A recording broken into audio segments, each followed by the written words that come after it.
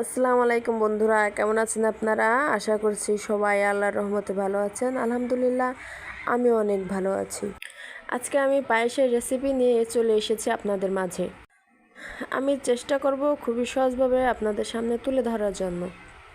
আমি এখানে চুলার উপর একটি কড়াই বসিয়ে দিয়েছি। আমি এখানে দুধ দিয়ে দিলাম 5 কাপ, আর এই দুধের মধ্যে আমি পানি দিয়ে দিব 2 কাপ। এদিকে আমি কিন্তু চুলাটা অন করে দিয়ে দিয়েছি। আমি এখানে মিডিয়াম আঁচে রেখেছি। আমি আগে থেকেই পোলাওর চাউল ধুয়ে পরিষ্কার করে রেখে দিয়েছি। আমি এখানে পোলাওর চাউলটা ব্যবহার করব 1 কাপ। আমি এখানে আতপ চাউল ব্যবহার করব না, এটা পোলাওর চাউল। আমি 1 কাপ পোলাওর চাউল দিয়ে দিলাম এই দুধের মধ্যে। দুধের মধ্যে চাউল দেওয়ার পরে ভালো করে নাড়াচাড়া করতে হবে। শুধু নাড়াচাড়ার উপরেই থাকতে হবে, যেন চাউলে দলা ধরে না যায়। এদিকে আমি অফ ক্যামেরায় অনেকক্ষণ পর্যন্ত চাউলটাকে এভাবেই নাড়াচাড়া করতেছিলাম। এদিকে দুধের মধ্যে বলক চলে এসেছিল। আপনারা দেখতে পাচ্ছেন এখানে বলক চলে এসেছে। এর মধ্যে আমি দিয়ে দেব তেজপাতা আর এলাচ। ঘ্রাণটা আসার জন্য আমি এখানে তেজপাতা আর এলাচ দিয়ে আবারও নাড়াচাড়া করে নেব।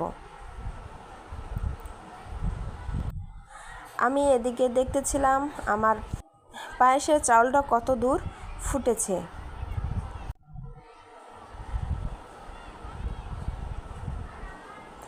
এখানে প্রায় অনেকটাই। এদিকে আমি কিছুটা চাউল উঠিয়ে নিয়েছি। দেখতেই পাচ্ছেন আপনারাও, চাউলটা আমার অনেকটাই ফুটে গিয়েছে। আপনাদের একটা হাত দিয়ে আমি চেপে দেখাবো চাউলটা কত দূর হয়েছে। চাউলটা অনেকটাই গলে গিয়েছে। এখন আমি এই পর্যায়ে দিয়ে দেব অল্প পরিমাণে লবণ। আমি এখানে লবণ দিয়ে দিয়েছি। লবণটা দিলে মিষ্টিটা একটু বেশি টেস্টি হয়। পায়েসটা একটু ঘ্রাণ হওয়ার জন্য আমি এর মধ্যে দিয়ে দেব 1 প্যাকেট গুঁড়া দুধ। এখানে আপনারা চাইলে 2 প্যাকেটও দিতে পারেন। আমি এখানে 1 প্যাকেটই গুঁড়া দুধ দিয়ে দিলাম। এখন আমি এ পর্যায়ে আরও কিছুক্ষণ ভালো করে নাড়াচাড়া করে এখানে আরেকটু পানিটা টানিয়ে নেব, যেন আমার পায়েসটা আরেকটু ঘন হয়। এর মধ্যে যখন চিনি দেব তখন আরও পানি ছেড়ে দেবে, কি পাতলা হয়ে যাবে। সেজন্য আমি এখানে আরও কিছুক্ষণ দুধটাকে টানিয়ে নেব। এখানে অনেকটাই ঘন হয়ে গিয়েছে আমার পায়েসটা, দেখতেই পাচ্ছেন। এখন আমি এর মধ্যে দিয়ে দেব চিনি। আমি এখানে 1 কাপ পরিমাণে চিনি দিয়ে দিয়েছি। এখন এটাকে আবার কিছুক্ষণ ভালো করে নাড়াচাড়া করে আমি ভালো করে চিনিটাকে গলিয়ে নেব। দেখুন এখানে পায়েসটা আরও পাতলা হয়ে গিয়েছে। এখন আমি এর মধ্যে দিয়ে দেব 1/2 কাপ পরিমাণে খেজুরের গুড়।